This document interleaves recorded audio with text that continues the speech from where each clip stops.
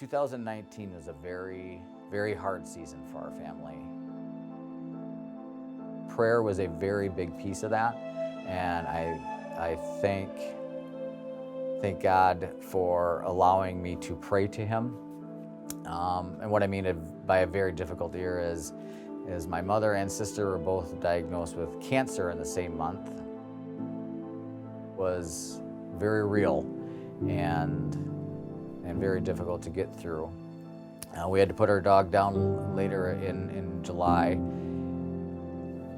And then with training for all the races that I do with World Vision and such, I actually overtrained and became injured and had to back out of all of the races that I had slated for this year, which was very difficult to do, to be on the sidelines.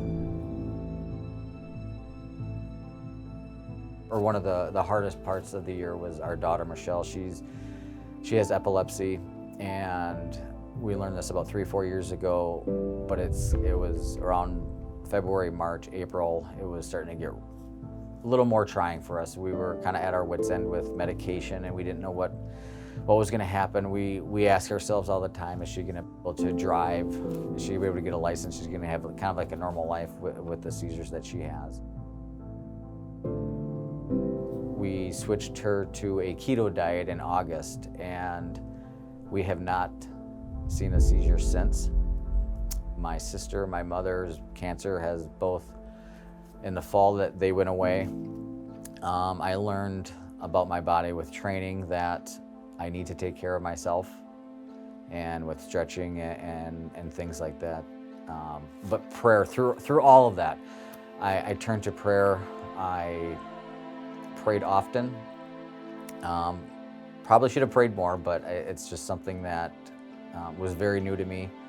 Me and my wife were actually talking about pride and humility the other day, and with this past year, with being injured, not being able to train or train at all, or doing any of the competitions that I wanted to do, I had to be very humble and understand that just because I can't run doesn't mean I can't still make an impact.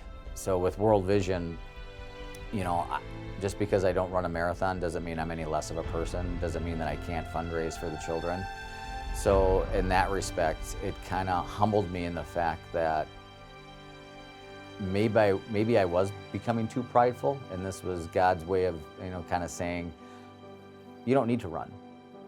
You can be with your family, you can fundraise, you can learn to pray, and that was one of the main things is what I learned this past year is the power of prayer.